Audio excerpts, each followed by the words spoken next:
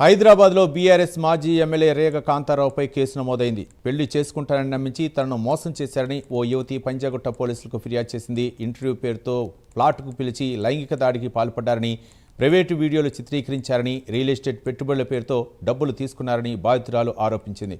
ఫిర్యాదు ఆధారంగా పోలీసులు కేసు నమోదు చేసి దర్యాప్తు చేపట్టారు. ఇదే అంశానికి సంబంధించి మరింత సమాచారం మా కరెస్పాండెంట్ కుమార్ అందిస్తారు. కుమార్, అయితే పెళ్లి పేరుతో లైంగికంగా దోపిడీ చేశారంటూ మాజీ ఎమ్మెల్యే రేఖా కాంతారావుపై పంజాగుట్ట పిఎస్లో కేసు అయితే నమోదైంది. అయితే ముఖ్యంగా తనను పెళ్లి చేసుకుంటారని నమ్మించి లైంగికంగా దోపిడీ చేసి మోసం చేశారంటూ ఓ యువతి చేసిన ఫిర్యాదు మేరకు పంజాగుట్ట పోలీసులు కేసు నమోదు చేశారు. నాంపల్లిలోని ఏదైతే 11 అదనపు చీఫ్ మేజిస్ట్రేట్ కోర్టు సమర్పించిన ఫిర్యాదు ఆధారంగా 589/2026 కింద ఈ కేసు అయితే నమోదైంది.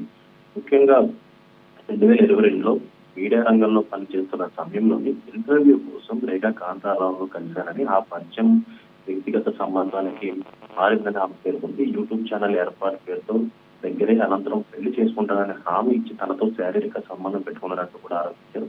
తనకంటే ఎంతో పెద్ద వయసు ఉన్నప్పటికీ కుటుంబ పరిస్థితులను వివరిస్తూ నమ్మించారని, అమీర్పేటలోని ఒక ఫ్లాట్ లో సుమారు 4 ఏళ్ల పాటు సహజీవనం చేశామని ఆ ఫిర్యాదులో పేర్కొన్నారు. ఆ సమయంలో తనకు తెలియకుండా వ్యక్తిగత ఫోటోలు, వీడియోలు తీసి వాటిని చూపిస్తూ బెదిరించాడని ఆరోపించారు. అయితే రియల్ ఎస్టేట్ పెట్టుబడుల పేరుతో 4 లక్షలు తీసుకున్నారని, అనంతరం తనకు దూరంగా ఉండడం ప్రారంభించారని కూడా ఆ యువతి అయితే చెప్పింది. అలాగే తన మొబైల్ ఫోన్ ద్వారా తన స్నేహితుల వివరాలు తెలుసుకున్న ఆమె కూడా పరిచయం పెంచుకున్నారంటూ కూడా ఆమె అయితే ఆరోపించింది.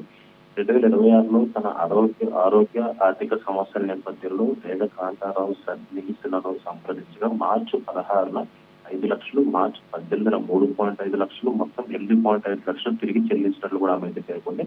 అయితే తన ప్రధాన సమస్య డబ్బు కాదని, పెళ్లి హామీతో 4 ఏళ్ల పాటు సహజీవనం చేసి లైంగికంగా దోపిడీ చేసి మోసం చేసినట్లు కూడా ఆమె ఫిర్యాదు చేశారు. ఇప్పటికే షీజీఎం కూడా ఆమె ఫిర్యాదు చేసినట్లు కూడా తెలుస్తుంది. తనకు మరియు తన కుటుంబ సభ్యులకి రాకుండా రక్షణ కల్పించాలంటూ కూడా పోలీసులు కోరారు. ఈ ఫిర్యాదు ఆధారంగా పంజాగుట్ట పోలీసులు BNS సెక్షన్ 69 351 కేసు నమోదు చేయడం జరిగింది. Right, thank you Kumar.